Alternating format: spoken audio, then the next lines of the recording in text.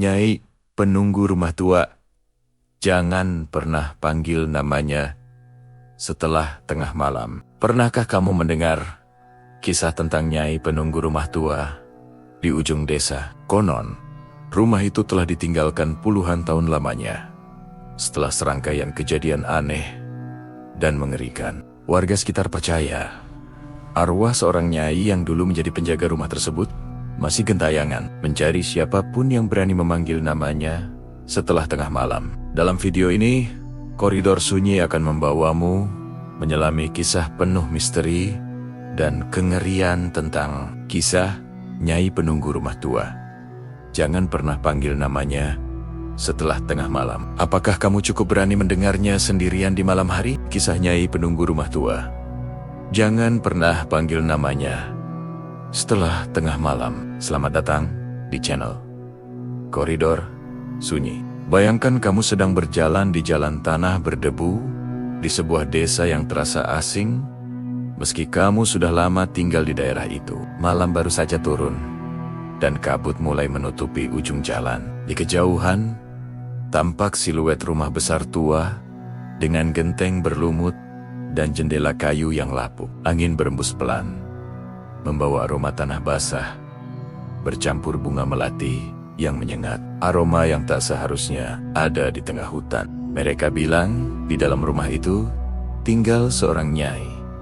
Sosok perempuan tua berpakaian kebaya hijau, rambut panjang terurai, dan mata tajam yang seolah bisa menembus jiwamu. Ia dikenal sebagai Nyai Sari, sang penjaga rumah yang dulu begitu dihormati, namun kini menjadi legenda menakutkan. Rumah yang tak pernah ditinggalkan. Arif, seorang pemburu konten horor untuk kanal YouTube Malam Sunyi, baru saja tiba di desa Sukamerta. Ia mendengar cerita tentang rumah Nyai Sari yang konon menjadi salah satu lokasi paling angker di Jawa Tengah. Mas, kalau niatnya cuma buat konten, mending jangan ke sana, kata Pak Rahman, kepala dusun setempat. Rumah itu sudah kosong sejak tahun 80-an, tapi setiap bulan suro selalu ada yang dengar suara gamelan dari dalamnya. Kadang ada yang lihat sosok perempuan duduk di teras, menyisir rambut.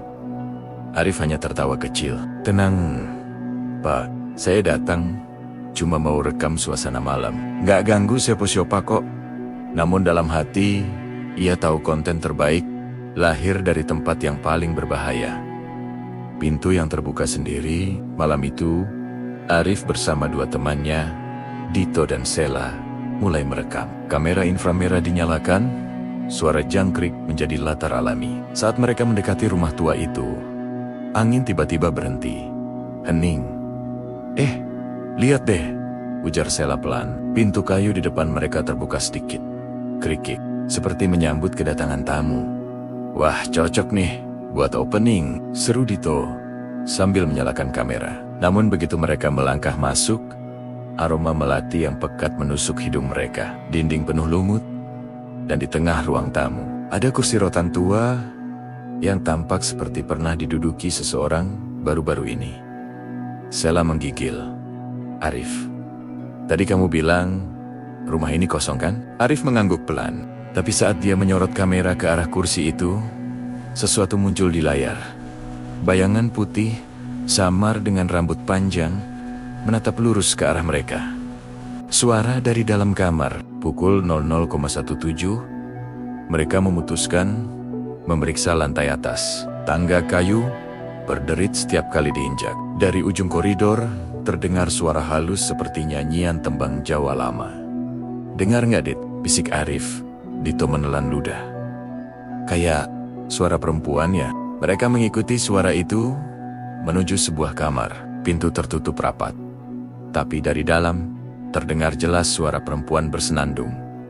Lir ilir, lir ilir, tendir wus sumilir. Begitu pintu dibuka, lagu itu berhenti. Kamar kosong, hanya ada meja rias dengan cermin retak. Di atas meja, sebuah sisir kayu tergeletak, dan masih ada helaian rambut panjang hitam di giginya. Saat Dito mencoba mengambil sisir itu, cermin bergetar pelan.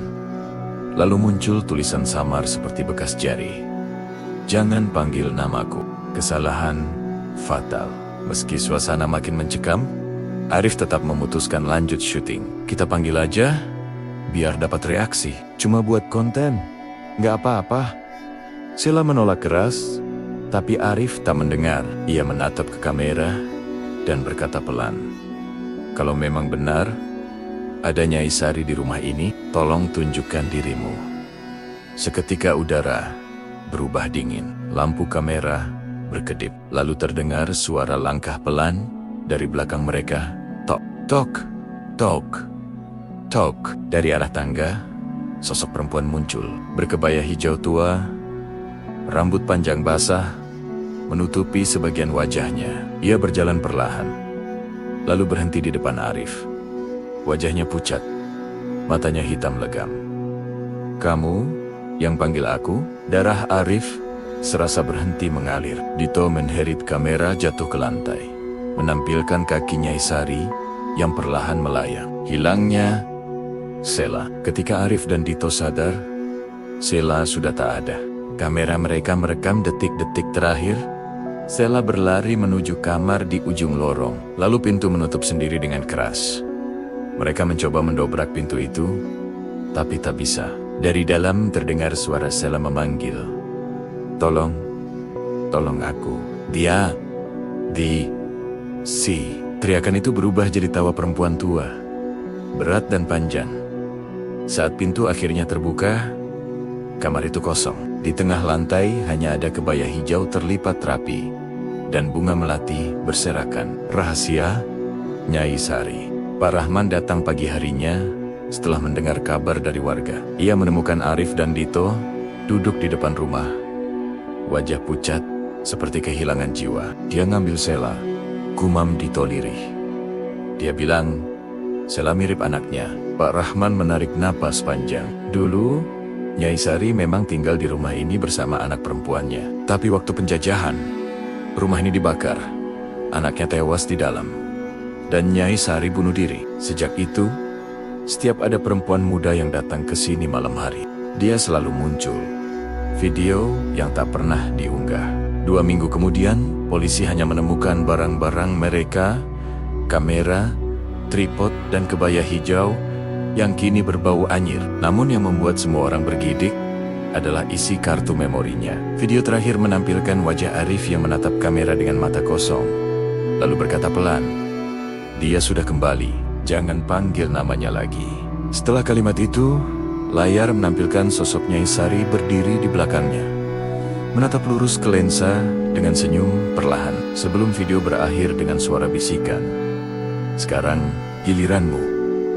Akhir yang tak pernah usai. Kini, rumah itu kembali sepi.